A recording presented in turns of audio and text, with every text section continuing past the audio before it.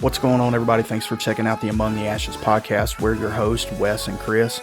On tonight's episode, we're speaking with Ryan Tremblay. Ryan is a cryptozoologist and a Native American folklorist. He specializes in the legends of the Wendigo and the Skinwalker from the Navajo nations. Ryan shares what he believes these things are, and he dives into how he thinks that pop culture has misrepresented these beings. He also shares an interesting story about an encounter he has one night with a hyena-looking creature that he believes to be a dogman. I'm going to put a disclaimer right here. Tonight's episode is not for children or for people that get creeped out easily. Also, as a Christian, I recommend that you stop right here and you pray and you ask Jesus to cover and protect you. The last thing that we want is for something to attach itself to anyone through this podcast or through this episode. With that being said, get ready for a creepy yet interesting look into the Navajo culture, the Wendigo, the Skinwalker, along with some other cryptids mixed in. This is When to Go and When Not to Go, plus Skinwalker Legends with Ryan Tremblay. What's up, everybody? Thanks for checking out the Among the Ashes podcast. We're your host. I'm Wes. This is Krys. How you doing, Krys? Doing good. How are you, Wes? Man, I'm doing good. Tonight, we have Mr. Ryan Tremblay on with us, cryptozoologist extraordinaire, Bigfoot, folklore, anything weird and creepy, I guess. Absolutely. Absolutely. Which I'm all into. I kind of found this topic, I guess, a few years back. Based off some things I've seen in my life, I've always kind of been interested in it. So you're welcome to talk about that tonight or just your life in general, whatever, man. We're open book. Very cool. So I'm going to turn the floor over to you. Oh, well, I mean, like you said, I'm a cryptozoologist, which is it's interesting because I grew up as a monster kid. You know, I grew up in a household where we watched all the Frankenstein movies, the Wolfman movies, Universal monsters in general, and then the Hammer movies as well. So, you know, monsters were a part of my staple diet growing up. And my dad was a Cajun man. So I used to hear tales of the Rougarou all the time. And I kind of dismissed it as a little kid. But as I got older, I was like, ooh, werewolves. And yeah, It kind of led to cryptozoology. I was going to be a marine biologist at one time. Oh, nice. Yeah, I was really into sharks. I loved sharks. I was obsessed with them. But as I learned more about cryptids, I was kind of like, well, it's not really an explored arena. You know, people don't take it very serious. So I kind of set out with a scientific mind to answer some of these cryptid questions. Oh, cool. That's cool. I can see where sharks and Bigfoot, I guess, would go hand in hand. Oh, yeah, sure. I mean, you got the megalodon. You know, you got that's true. Loch Ness Monster and all that stuff. So there's a lot you could get into there. You know. Yes. I mean, it was actually my dad who introduced me to the megalodon too, because you know he was saying when I was a kid, I think I was like 8 or 9. I was telling him I want to be a marine biologist and a cryptozoologist. And he was like, well, Ryan, you could be both. I mean, there's a megalodon out there. And, you know, to a young Ryan, I'm like, it's a megalodon. And he started telling me about it. And I was like, oh, a cryptid shark. Word. I was all excited about it. So well, I would say to most of us, I mean, megalodon has really just kind of came to the surface in the last maybe 10 years or so as far as that people really know about, you know. It's because of Jason Statham. That's what it is. Good old Jason Statham. Yeah. Well, with me, it's something that I've always known about, you know, so I think it's kind of cool that people are now catching on to it. But sadly, you know, there is that science geek in me that's going, well, it's not alive anymore today. But, you know, I want it to be. I desperately want it to be. I'm not saying I want to see a Meg because I don't know what I would do if I saw a 60-foot great white shark swimming around. Sure. I think I'd have a heart attack and I'd be like, yep, that's something I want to see. And I'd be done. But, you know, I like to have those little fantasies.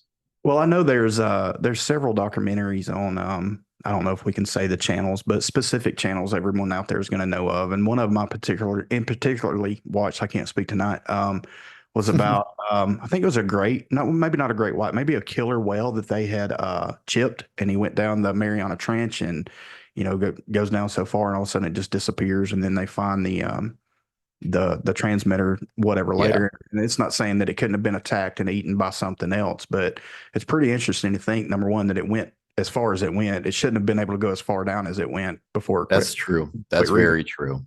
So I don't want to say that the Meg isn't alive these days. I mean, you know, a lot of cryptids have come to light, and I think people purposely ignore that because it doesn't fill their fantasy quota. You know, like mountain gorillas were once cryptids.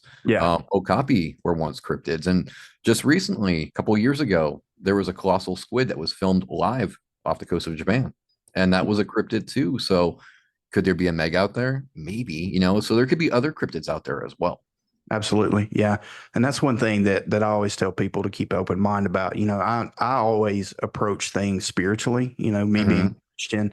I try to take a natural world view to it, but then I also look at it spiritually. Number one, um, me being a Christian, I believe in the creation story. I believe God created the heavens and the earth in 7 days, whatever. But the Bible says very minimal things. Well, it doesn't really say anything about dinosaurs per se. It True. talks about the Leviathan and the behemoth and things like that. So we know there were big animals in those days, but who's to say God didn't create these things? A day is 1,000 years. 1,000 years is as a day to God. So who's to say Right. these time periods? I'm not one to believe that the Earth is millions of years old. That's just my opinion.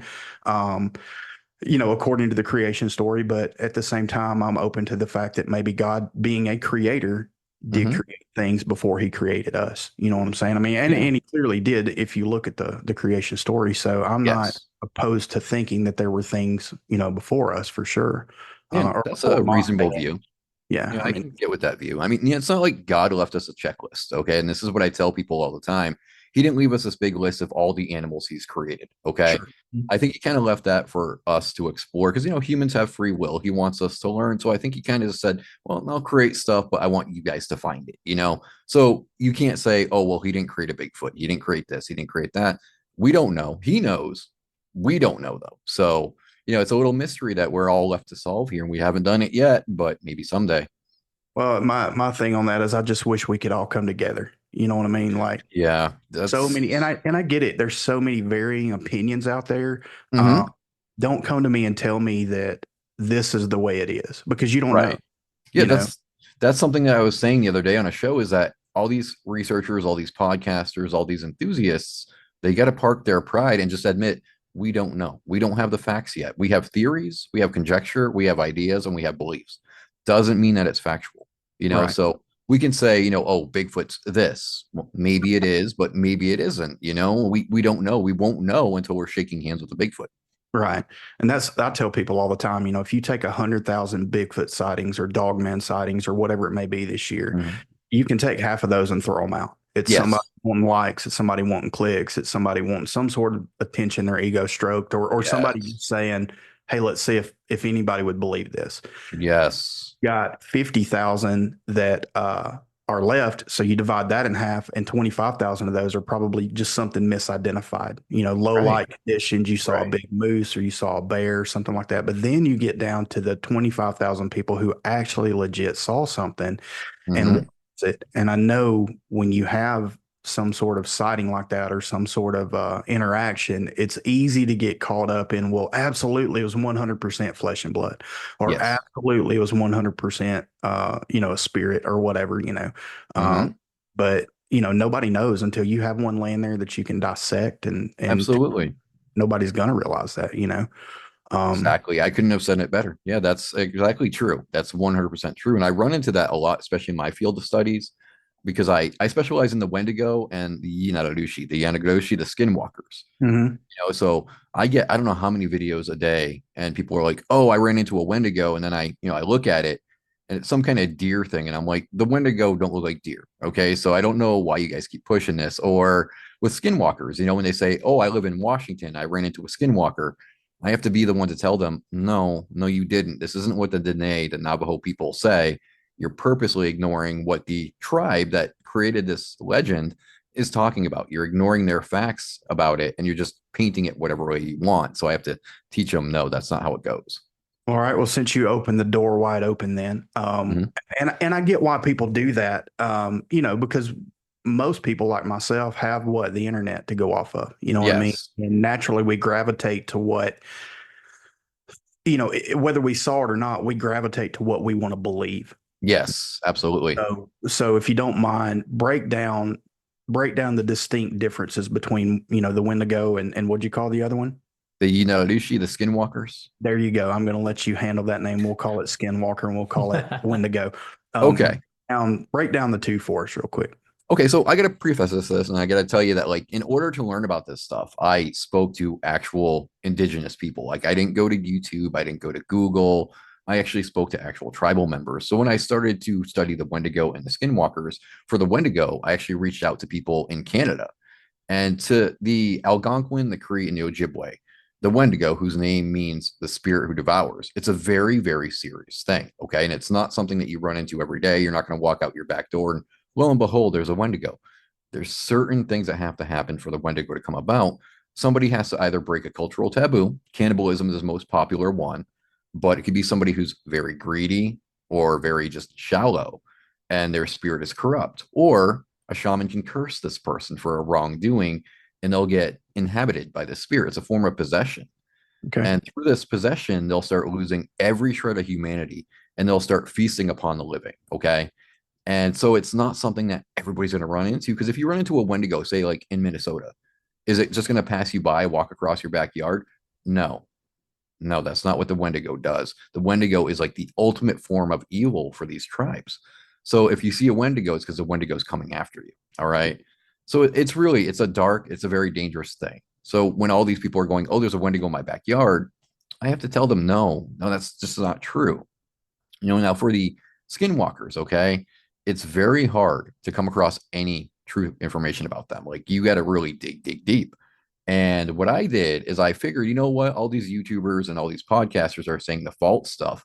Let me go to the source. And I don't recommend anybody doing what I did. Okay. So since I live in Arizona, it's Navajo live here. It's Navajo land. So I decided, I need to get information from these people. And I'm a white guy, so it's going to be kind of hard to do. So I thought I was invincible, 10 feet tall and bulletproof. And I walked onto the reservation and there was a big crowd of people. Okay. A huge crowd of Navajo people. I just walked right into the center of it. And I'm like, okay, who's going to tell me about the skinwalkers? And guys, the looks that I got, I was like, I am going to die because they were giving me evil looks. And my friend just looks at me. He's like, man, this is your fault. If we die today, it's all on you, Rhino. And I was just like, yeah, it is. And I'm sorry. I didn't know this was going to happen. But after maybe like 5 or 10 minutes, this elderly couple came up to me and the woman took me by my hands and she was like, why do you want to know about the Yanagoshi? And so I told her, well, it's your stories. Okay. Nobody's telling your stories. I want to learn. I need to learn because if I'm going to tell the stories, I want to tell the truth. So they brought me into their home and they started telling me all this fact about the Yanagloshi. And I actually created a very close bond with them. Like if I ever have questions, all I got to do is call them and they're going to answer those questions for me. So I'm getting the skinwalker information directly from the Navajo people, and this is my goal. I want people to actually respect the lore and the belief of the indigenous people and not paint it with what they want it to be. Well, I would think that, yeah, that's absolutely the way to go. Number one, there again, me being a Christian in the spiritual side, I'm even a little leery of opening up the door to talking about this today. You know what I mean? I would dare say that if this is a topic you're going to go down, it's a little deeper than probably Bigfoot. Yes. Oh, yeah. It's so different. You're opening yourself up. Well, what you're telling me right there, you're opening yourself up to something spiritual. So you better be prayed up. You better be ready.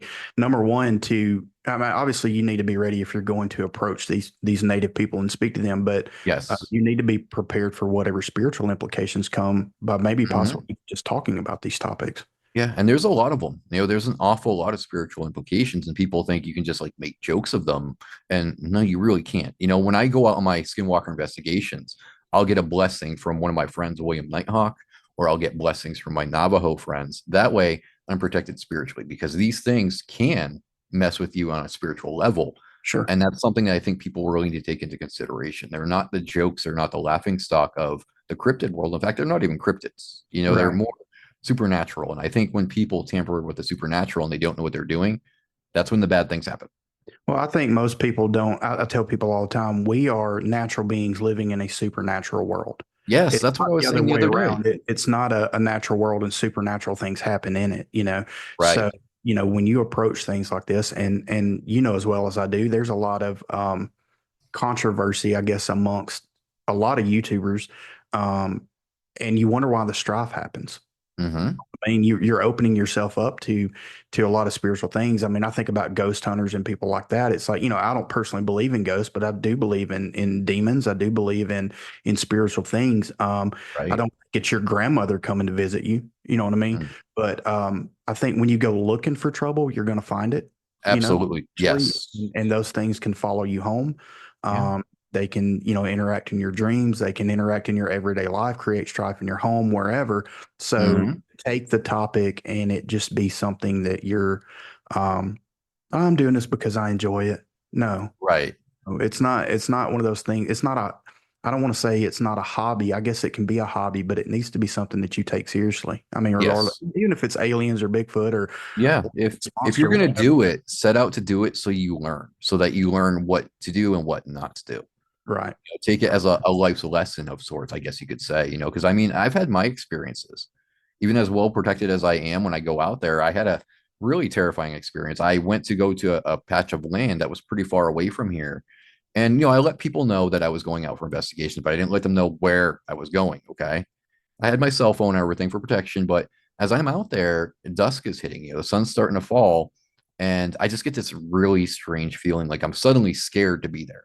Okay. Mhm. And I don't get scared easily, Wes. When I go out at night by myself looking for stuff. So I'm not afraid easily. But I just really started feeling like so scared that like I felt sick to my stomach and it felt like my heart was going. And out of nowhere in a distance, I hear a female's voice calling my name. And it's just sitting there going, Ryan, Ryan. And they say the Yanagloshi, the skinwalkers, will talk like somebody to Sure. lure you out to where they are. But here's another thing that's really scary too. They say that with the skinwalkers, the further away the voice sounds, the closer the skinwalker is. Okay. Wow. So the voice sounded far, but that doesn't mean the skinwalker was far away, though. That meant Right. it could be behind a boulder that was close to me. It could be behind a tree.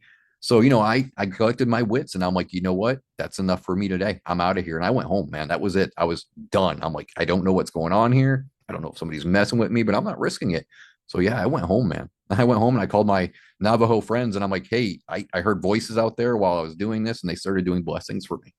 Wow. So what's your wherewithal at that point? Like, how do you find the gumption to go out again after Well, experiencing something like that? I could have let it scare me. Okay. I could have let it scare me and say, I'm not doing this again. I'm not going out there. But then again, if I do that, I'm shrugging off the learning experience. I'm shrugging off the ability to learn what the Navajo say, what the skinwalkers are really about. And it's super important to me that I get that information out there. So I can't risk just giving it up. I can't be that coward and going, okay, something bad happened one time. That's it. I wave the white flag. I'm not going to be like that. I'm going to be that guy that's going, okay, if you want me to stop looking into you, you got to do something serious, but I'll do it Right. in a respectful way. So it's something that's So, very important to me. It's, so something I really have set my mind to.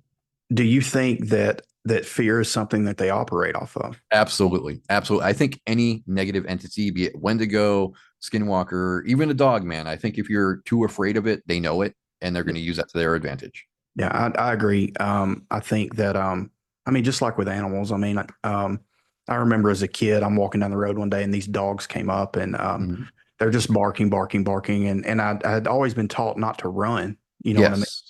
So it's like, well, they're getting closer and they're barking and they're snarling and they're growling and they're getting closer and closer. And I finally just stood my ground. And when I did, I turned and I started yelling and they instantly cowered down. Yep. So that was kind of a learning thing for me as a child. Yes. So with, I grew up on a farm and it's the same thing with cattle. If you stay in your ground, most of the time that bull's not going to run you over. Hmm. You do need to know when to say, okay, he's close enough. You know what I mean? Yes. But Absolutely. and then, whenever I gave my life to Christ at 18, I witnessed a lot of things spiritually within the church. Hmm. And the one thing that I experienced one night was, I don't know if you would call it an oppression or a possession, but I became very fearful at that moment. Hmm. I mean, and the enemy just really worked on my mind. And my Do mom that. brought me a scripture, for God has not given us a spirit of fear, but a power, love, and a sound mind. And Right. whatever reason, for 6 or 8 months, there were several things that happened in different church services we were in. We had a pretty decent youth ministry at the time, and people were getting delivered and set free. And from that moment on, like I just was no longer afraid. There you It's go. like I'm not saying Satan doesn't. Well, I don't really think Satan has power. He has the power to influence us to think he has the power. And Yes. I believe all these things are probably intertwined, whether it be Navajo or Native American lore, or Christianity. I think it's all intertwined some way, and Yeah. it makes me wonder, if giving into fear is one of those things that, that makes it feed, so. Absolutely. It's all connected. I've been saying that for a very long time, that the supernatural, the cryptid, that everything is connected in some sort of way. So, spirituality, whatever your spirituality might be, there's a connection somewhere. There might be that thread that you got to pull on to see what you unravel, but it's all connected in some form or fashion. Absolutely. Yes. So tell us more about I guess the Skinwalker. We'll hang out there a minute. So you met with the Navajo people and they kind of led you down a path. Yeah, yeah. Well, I was getting pictures, like, I'm sure you've seen it, Wes, on Facebook. I'll get these pictures of these like white, thin humanoids that have no hair and these black eyes. So I brought the pictures to them one day and I'm like, hey, is this what these skinwalkers look like? And they actually laughed. They were like, no, that's not what the Yanagroshi look like. And so I asked them, and this was another scary experience. I think you guys would have been like, okay, we're going home. So I asked them, what do they look like? What do they genuinely look like? They lead me out their door. They take me by the shoulder and they point to the crowd and they start running their finger over the crowd, going, they could look like any one of these people. Oh, wow. And I just kind of turned to them. I'm like, so how do you know that none of these people are one? They're like, we wouldn't know. We wouldn't know unless they wanted us to know. We'd have no idea. That's what they look like, Ryan. That is what they look like. They're not these pale humanoid creatures. No, they are people that choose the wrong path. They choose the bad medicine. Right. So that right there really opened my eyes. I'm like, okay, so people in the cryptid world are telling the wrong stories. They're misinterpreting this whole thing. And that's when I decided, okay, somebody's going to step up to do this. Because, I know there's certain big YouTubers, no names mentioned, that like to pass off false information a lot. So I'm like, somebody has to step up and start spreading the correct information. And that's why I started looking into the skinwalkers, and I started getting terrified when I learned what they really are. So I hope I don't offend anybody religiously, but what the skinwalkers are, they're a type of shaman that choose the dark path. Okay. Mm-hmm. And in order to follow this dark path, what he or she has to do, they select a family member, and it has to be someone that they're very, very close to, who they love tremendously. They take that family member out to the desert and they murder them brutally. Oh, wow. And it's like a blood sacrifice. I think it's safe to compare it to a blood sacrifice that we hear about, like, in Satanism, we hear that a lot, don't we? Sure. So they're making an offering to the dark energies that they're going to get their powers from. So once they've committed that act, they can go ahead and they can choose like what kind of animals they want to become. The most common kind is a coyote. All right. But they can turn into like, birds, bears, whatever. But it has to be the animals you see in the Arizona desert. Okay. So if somebody said they saw a tiger that was a skinwalker, well, no, there's no tigers running about in Arizona. So they can't get the pelt. Therefore, they can't turn into a tiger. So people have to really look into, what's in Arizona, what kind of animals, is there spiritual symbolism in the Navajo tribe for that said animal? Because with the Navajo, dressing up as a predatory animal is actually a slight against the Navajo spiritual belief, because predatory animals are very sacred. Bears and coyotes, foxes, they all have a special place in the annals of spirituality here. So that's why the skinwalkers will go and take coyotes, bears. It's a slight to their own people. So no, go ahead. I'm sorry. Oh, so what they'll do is, a lot of people too will say skinwalkers are murderers, that they're out to kill everybody they come in contact with. No, their mission is chaos. They're trying to drive people in their own tribe mentally insane, essentially. They want to create that strife, that trouble. So it's not like a skinwalker is going to chase after you like Jason Voorhees with that big machete or, something crazy along those lines. It's horribly misunderstood. And I got kind of tired of people just, turning it to whatever they wanted to. I felt like we were disrespecting the tribes and the people, and somebody had to step up and do it. And then, okay, it might not count for much because I'm a white guy, but at least they can look at what we're doing and go, well, at least there's somebody respecting our beliefs. So I guess what I'm gathering here is that the Skinwalker is linked to the Navajo tribe. It's I don't want to say, I guess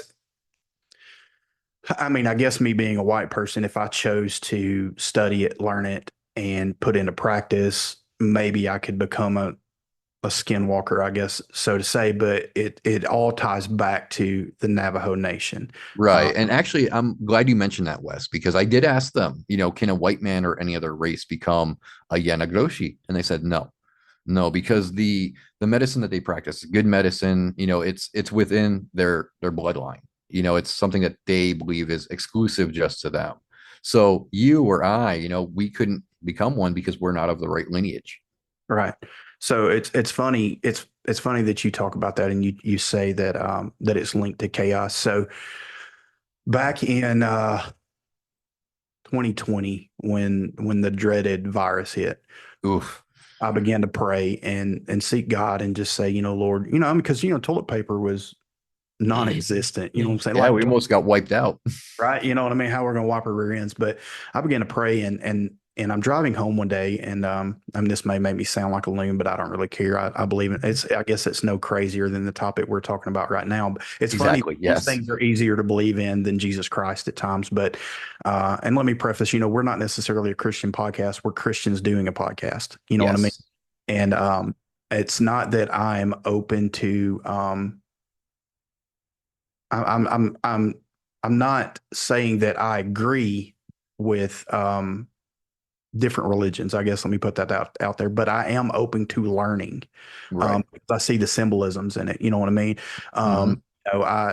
When the Navajo people say, they're worshiping the sun, are they really worshiping the sun, or are they worshiping God as they know it to be, and that's the sun? You know what I'm saying? Yeah, Like, essentially it does break down to the Great Spirit, and I think that's what a right, lot of people kind of misconstrue about Native American beliefs is like they think they're savages as far right, as their religion goes. No, they talk about the Great Spirit.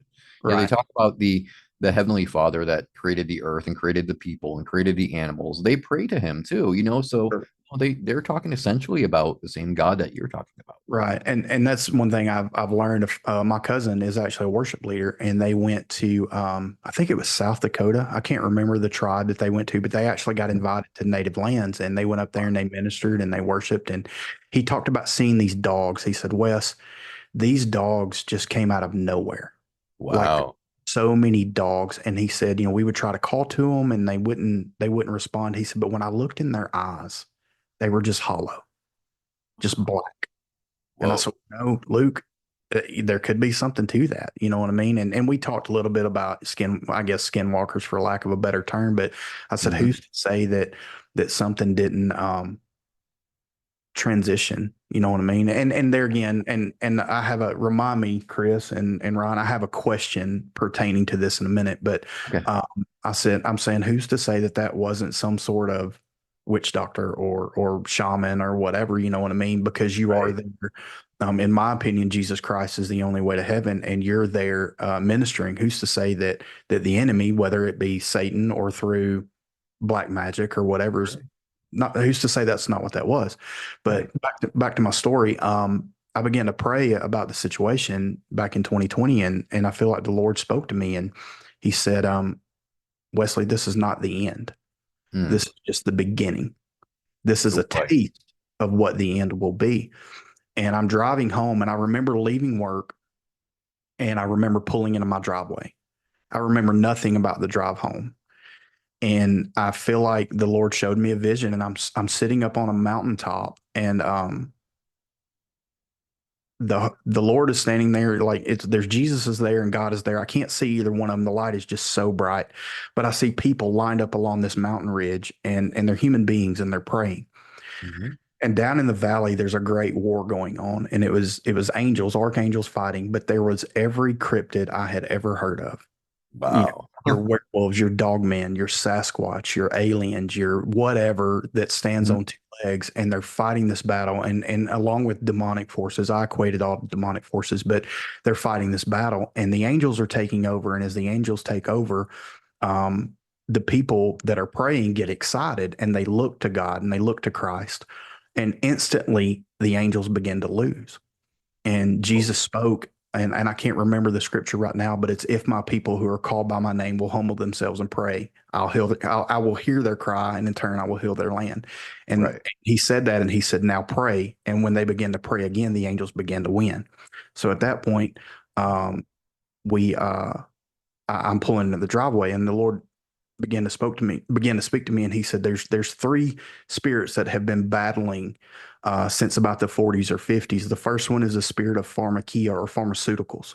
Right. The second is the spirit of Jezebel, and the third is the spirit of Ahab. So in the 40s, 50s, and 60s, the spirit of Jezebel running rampant, divorce. You've got your adultery. You've got all these different things to destroy the home. Mhm. In the 70s, 80s, and early 90s, it was pharmakia, uh, Mhm. the pharmaceutical spirit. And we see that with the presence of drugs and alcohol and all that. And Yep. then in the mid to late 2000s, you had a spirit of Ahab, which is a chaotic spirit, or well, not just a chaotic spirit, but it is a, if you read the story of Jezebel and Ahab, Ahab had no backbone.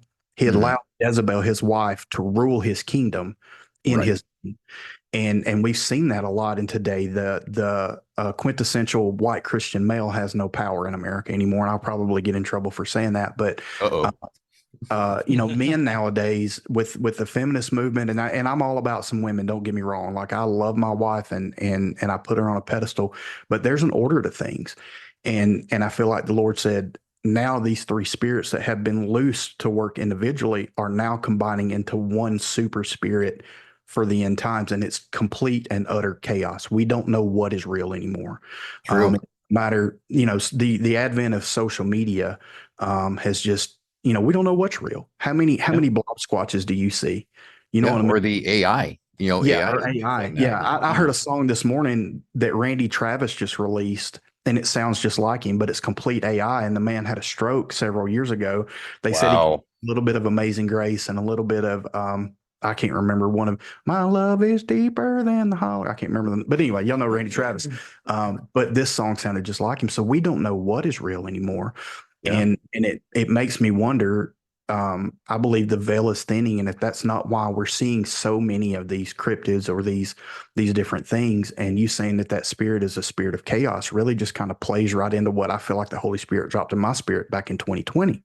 Yeah, could be. That makes sense. Could be. So, either way, I guess a long way around to get to that point. You know what I mean? But if you look at Greek mythology, I mean, all these little g gods kind of line up with the Bible. Well, I say kind of, they do line up with biblical things. Yes. And I say a lot of Navajo or Native American stories line up biblically. It all kind of ties in together one way or another. You know what I mean? Yeah, absolutely. Everything's connected, man. I'll keep saying that. Everything is connected in some way or shape. We don't know it yet. We don't know which way it's connected. We have to learn that. Right. So you've been studying how long was it since you had went and visited and spoke about the Skinwalker to these people? It's been about 2 years now. 2 years going, and I'm still going strong with it. It's been 3 years for the Wendigo, and I think for me the Wendigo has been a little less creepy than the Skinwalkers. I don't know if it's because I had my own experience that could be a Skinwalker, or because I live right in Arizona where it's the hot spot. But I did have kind of a creepy experience with the Wendigo. I was on a show, and the co-host was kind of joking that, the Wendigo can't mess with you because you live in a desert. It's hot. It's supposed to be a winter spirit. And, me being the jokester that I am, I'm like, yeah, the Wendigo can't touch me. Guys, no sooner after I said that, maybe 5 or 10 minutes, it started snowing here. And the snow was accumulating on the ground. And I'm just looking outside. I'm like, I'm never saying that kind of joke again. I'm just going to shut up and not say anything that's a wise aleck remark. That's too far. But yeah, it was actually snowing and accumulating, and it got really cold. And I'm just like, wow, okay. Maybe I made something mad out there. Maybe I don't need to play. So let me ask you this. Do you think that when these shaman or whoever it is, when they transform, do you think they're really transforming, or do you think that it's something spiritual that allows us to see what they want us to see? That's a good question. That is a really good question. I think it's got something to do with like a spiritual thing, like you said. I think they're kind of presenting themselves as an illusion as that animal. But I mean, when you hear about the Navajo version, though, they say they actually do become the animal, and they remain with the human intellect. And maybe it's a form of like, they're casting themselves out during a dream, or, it has to be something spiritual, though, because I mean, could the human body really survive transforming into a coyote and then back again and then back into a coyote? I would think even if you're a dark magic practitioner, the human body can only take so much, and after a while, you're just going to perish painfully because you're transforming too much. So really, all in all, I'd say I'm still on the fence about that. I want to think it's like a interdimensional kind of thing or a spiritual kind of thing. But, listening to the stories, like I said, it's really hard to say. Well, could that be part of the curse of becoming the Skinwalker? You do it so much, you perish. You know what I mean? It's a trade-off. I mean, they do say they live for a very long time, I think, because the dark magic they tap into kind of pushes the human body beyond its boundaries where it's doing too much. I think that's one of the prices they pay, because, power in any form, you have a price to pay for it, So I think if it's a dark magic, it's going to be a sinister payment. You're going to have to pay with your life, like slowly your body's going to wear down. So you could be onto something there. Okay. Yeah. So interesting. That's a wrap. Thanks for hanging out with us tonight. If you enjoyed that episode, please go and check out part 2. It should be available now. If you're watching us on YouTube and you like what you heard and want more content from us, please subscribe, hit that like button, and leave us a comment. If you're listening on Spotify or some other podcast platform, please hit that join and follow button and leave us a comment. It really does matter. It helps us and everyone involved who's been on the show to get their story out there, and that's what it's about. If you'd like to be a part of the show or have an idea of something you would like us to discuss or talk about, leave us a comment or shoot us an email at amongtheashes@yahoo.com. Thanks again for checking us out. Remember, Jesus loves you and so do we. Keep your head up.